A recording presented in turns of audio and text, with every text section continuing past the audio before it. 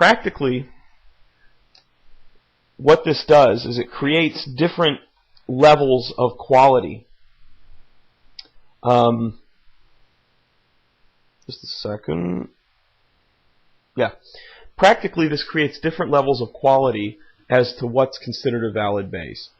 When you buy tefillin, mezuzos, or anything like that, the most important thing that you should always look for is that the BEIS absolutely has to have a good heel on the back. Because as we said, even if the top corner ends up being rounded, okay, which is not proper initially, as long as you have a good heel on the back, the letter will still be considered kosher.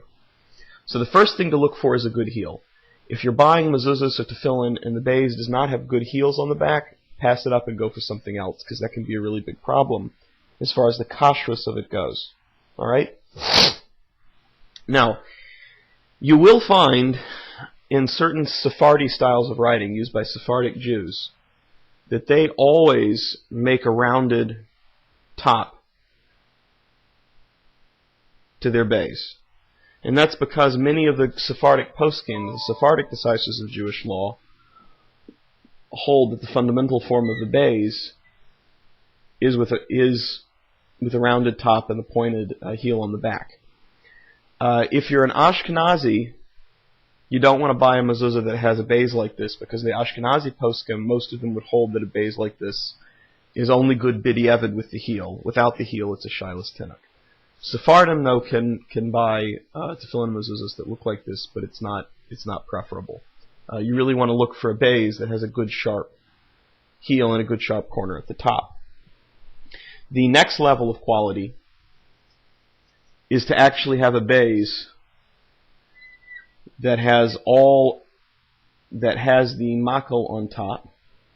And then the highest, the mahadran, is a BEIS that not only has a makel on top, but that has the little stick. It has the projection pointing up, the projection pointing back, and has a good sharp, thick heel. So really, this would normally be considered, you find tefillin and mezuzahs, this would be kosher b'diavad according to the Ashkenazim, l'chatchila according to some Sephardim.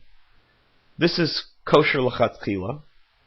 That means you can make the bracha on it, it's kosher, no questions for Ashkenazim, and for Sephardim, for everyone. This is mahadran. This is mahadran. This is the nicest form of it.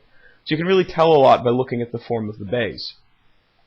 Now I will mention that inexpensive mezuzos, and generally I would never pay, if you're paying less than $40 or $45 for a mezuzah, I would be very suspect as to the if you're paying less than $45, I would be very suspect as to the kashrus of the mezuzah. I see a lot of mezuzahs, the little bitty tiny ones, where the BEIS is written simply like that, or the BEIS may be written like that, or I've seen the BEIS written like that. And I have a lot of mezuzahs that have these three different forms. Anytime that you see a BEIS written like this, with just a very simple, like stick figure BEIS, and you don't actually have the,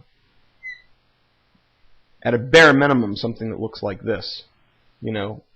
Anytime you have a stick figure BEIS, you have to be very, very careful. Because first of all, well, actually there's another one too that I'll add here that I've seen.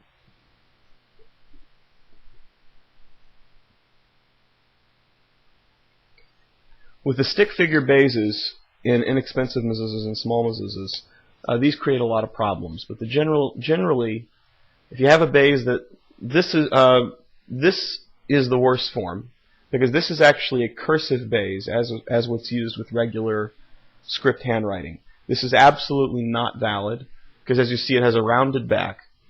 While it's fine for handwriting in modern Hebrew, it's not good for sacred writing, like for writing tefillin and mezuzahs. If you get a little mezuzah that's a BEIS written like that, the mezuzah is puzzle.